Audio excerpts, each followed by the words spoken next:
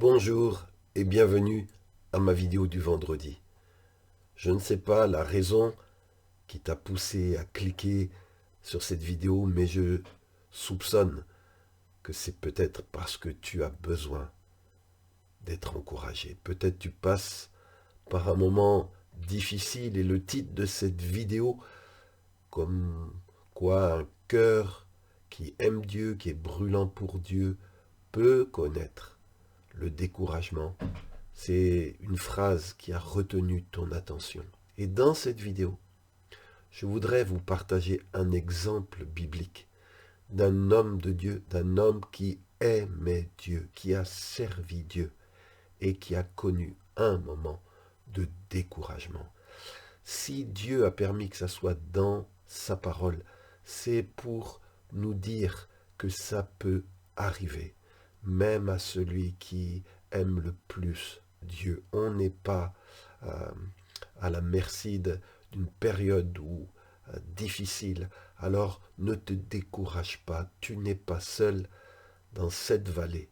D'autres hommes, femmes de Dieu sont passés par là, mais Dieu les a relevés. Alors je prie que cette vidéo t'encourage. Le texte que nous allons méditer se trouve dans le premier livre des rois, au chapitre 19. Et je lirai d'abord le verset 4. C'est à propos du prophète Élie.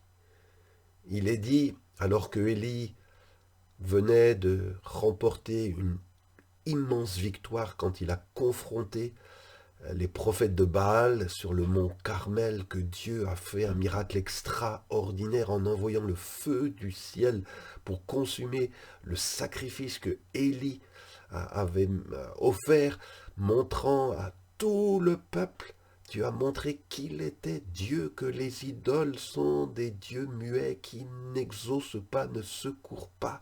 Et tout le monde a été impressionné.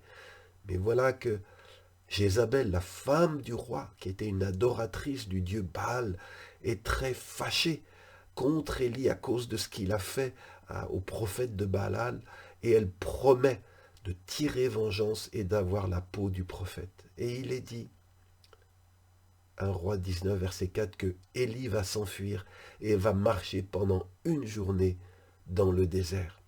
Et là, il s'assoit sous un petit arbre. Il a envie de mourir. Et il dit, maintenant, Seigneur, c'est trop. Prends ma vie. Je ne suis pas meilleur que mes ancêtres. Waouh! Le grand prophète Élie, celui dont tout le monde dans les églises, on parle de ses grands miracles. Il est là et il a envie de mourir. Il reconnaît qu'il n'est pas ce super-héros qu'on imagine souvent. Élie, le super-héros, il dit « Je ne suis pas meilleur que mes ancêtres ». Ça peut arriver même après de grandes victoires, souvent après de grandes victoires, de grandes bénédictions. On peut avoir un coup de mou, on peut avoir un vague à l'âme. C'est arrivé au prophète. Et là, le Seigneur, par 2 fois, va servir à Élie un repas qui va lui redonner des forces pour entreprendre un long voyage vers le mont Horeb, la montagne de Dieu. Et on lit 1 Roi 19, à partir du verset 9. Arrivé au mont Horeb, Élie entre dans une grotte et il passe la nuit à cet endroit. Et le Seigneur lui adresse sa parole. Pourquoi es-tu ici, Élie? Élie est en train de fuir. Élie est là parce que il a envie de laisser tomber, de renoncer. Il n'a plus la force et le courage de vivre. Et Élie répond au Seigneur, Seigneur de l'univers, j'ai pour toi un amour brûlant, mais les Israélites ont abandonné ton alliance, ils ont détruit tes autels, ils ont tué tes prophètes. Moi seul, je suis resté et ils veulent prendre ma vie. J'aime cette confession du prophète Élie. Élie reconnaît, Seigneur, J'ai un amour brûlant pour toi. Le Seigneur, mon frère, ma sœur, connaît ton cœur. Il voit l'amour que tu as pour lui, cet amour brûlant que tu as pour lui, le zèle que tu as manifesté pour lui. Et pourtant, tu es découragé. Pourtant, tu es attristé. Peut-être tu es attristé par ce qui se passe dans ton pays, dans ta famille, dans ton couple, dans ton église. Peut-être es-tu abattu de voir des gens qui aimaient Dieu et qui l'ont abandonné, se sont détournés, sont devenus rétrogrades. Peut-être es-tu attristé de voir l'œuvre de Dieu souffrir. Peut-être es-tu attristé de voir des chrétiens persécutés, des prophètes mis en prison, des serviteurs, des servantes de Dieu, des églises être fermées, et l'impression que je suis resté seul et ils veulent prendre ma vie. Oui, parfois l'adversité est telle, on se sent démuni, on se sent tout seul, on se sent en danger. Alors, le Seigneur va dire à son prophète, sors d'ici.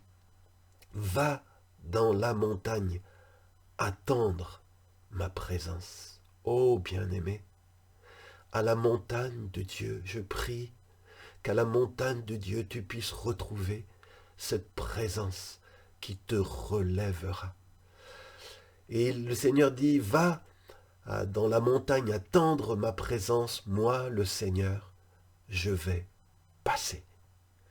Je prie dans le nom de Jésus que dans la grotte où tu te situes, le lieu de recroquevillement où tu es enfermé, je prie que le Seigneur t'appelle et que le Seigneur puisse passer devant toi par son esprit, que tu puisses faire une nouvelle et fraîche rencontre avec ton Dieu qui va te renouveler en profondeur. Et Dieu va alors se manifester à Élie par le bruit d'un souffle léger.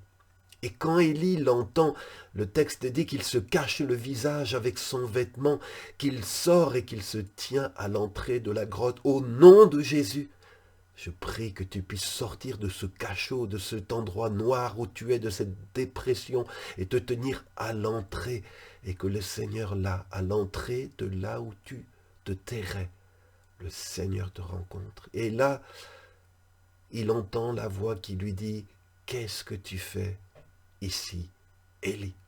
Et Élie répond à nouveau en disant, « Mais Seigneur, j'ai un amour brûlant, mais les Israélites t'ont abandonné, et c'est pour ça que je suis là, et ils veulent prendre ma vie. » Oui, parfois, on peut dire et redire au Seigneur, tant on en a gros sur le cœur.